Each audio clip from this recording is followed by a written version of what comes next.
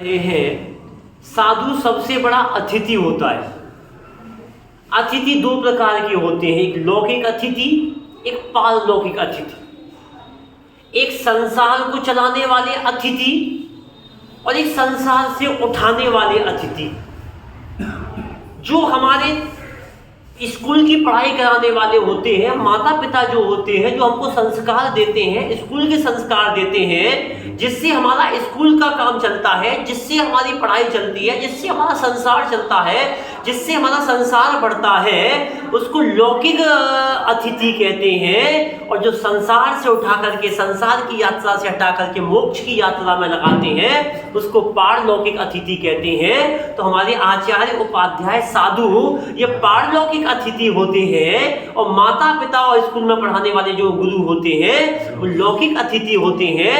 ध्यान रखना, हमारे यहाँ जब भी अतिथि आते हैं, हम उनकी खातिरदारी करते हैं, उनका सम्मान करते हैं, उनकी भोजन की व्यवस्था करते हैं, उनके रहने की व्यवस्था करते हैं, उनको बड़े सम्मान के साथ लाते हैं और सम्मान के साथ उनको उनका उच्चासन ग्रहण कराते हैं। ऐसे ही हमारे यहाँ जैन धर्म में व्यवस्था दी है कि जो हमारे गुरु होते हैं, चाहे कोई भी समाज के हो, चाहे हिंदू समाज के हो, चाहे मुस्लिम समाज के हो, चाहे ईसाई समाज के हो, जब भी हमारे यहाँ गुरु आते हैं, हम उनको उच्चासन ग्रहण करा करके अपने घर में लेकर के जाते हैं। उससे जिन धर्म की प्रभावना होती है, और हमारे साथ साथ जो व्यक्ति लेकर के उनको आता है, यहाँ पर बैठालता है, अपने घर में लेकर के आता है, उस एक व्यक्ति के निमित्त से हजारों सैकड़ों लोगों के जीवन का कल्याण हो जाता है, उस व्यक्ति के निमित्त से। इसलिए साधु जब भी किसी के घर में जाता है, अतिथि जब भी किसी के घर में जाता है, तो बड़े सम्मान के साथ जाता है। जैसे आपके यहाँ कोई मेहमान आता है, बड़े सम्मान के साथ लेकर के जाते हो, बैंड बाजे के साथ जाते हो,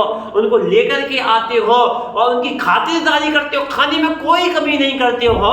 उसी प्रकार जब हमारे तीन लोक के नाथ, त्रिलोकी नाथ हमारे आचार्य उपाध्याय साधु परमेष्ठी जब भी होते हैं, उनको जब भी लाते हो, जयकारा लगा लगा करके, अभी राखी जयकारा गुरुदेव का, जयकारा गुरुदेव का लगा लगा करके ला रहे थे। और भोजन आहार भी जब कराते हैं बड़े सम्मान के साथ, कोई भी चीज कितना भी खिलाते, कभी ये नहीं कहते इतना खा लिया, क्योंकि ध्यान रखना, अतिथि जब भी आता है, अतिथि को कभी ये नहीं कहा जाता कि तो इतना खा लिया।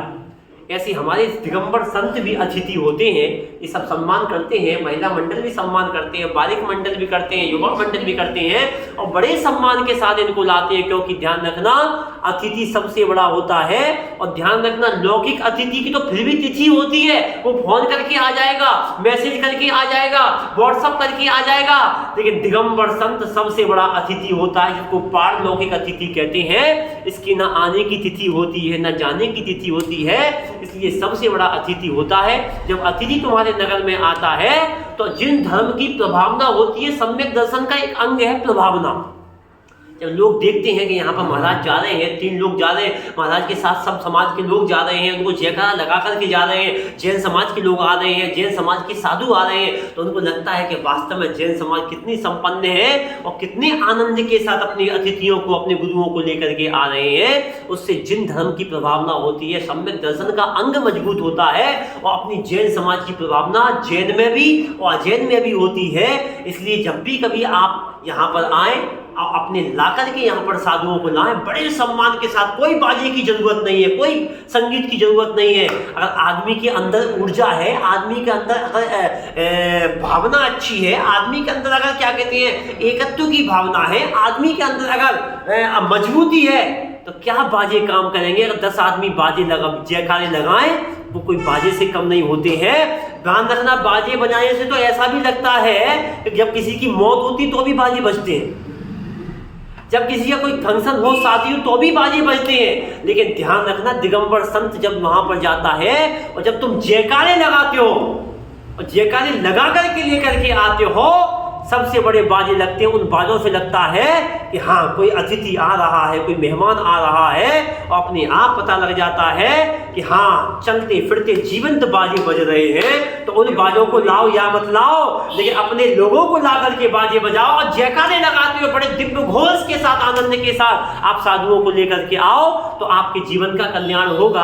आज यहाँ पर प्रदीप जी हमारे जो सीए हैं, उनके यहाँ आचार्य भगवंत का यहाँ पर आगमन हुआ है और हमारे समाज के सभी वरिष्ठ और गरिष्ठ जितने भी लोग हैं, महिला मंडल, बालिका मंडल आदि, ट्रस्ट मंडल आदि सभी लोग यहाँ पर आए हैं। आकर के आज यहाँ पर उनको ये सौभाग्य प्राप्त हुआ है और सभी लोग यहाँ पर प्रवचन का आनंद ले रहे हैं, आनंद यात्रा में बैठे हैं और गुरु का समागम कर रहे हैं। इन सबको बहुत बहुत सारा मेरा भी आशीर्वाद और आचार्य भगवंत का बहुत बहुत सारा आशीर्वाद। ऐसे ही जिन धर्म की प्रभावना ऐसे ही करते रहें और आगे भी साधुओं को ऐसे ही बड़े गाजे बाजे के साथ, जोश के साथ और होश के साथ ऐसे ही लाते रहें। आप सबको जो कुछ अच्छा लगा हो वो गुरु महाराज का समझ के रख लेना और बुरा लगा हो तो मेरा विका माल बड़े सम्मान के साथ वापस करना। बोलिए आचार्य भगवान श्री निर्भय सागर जी महाराज की।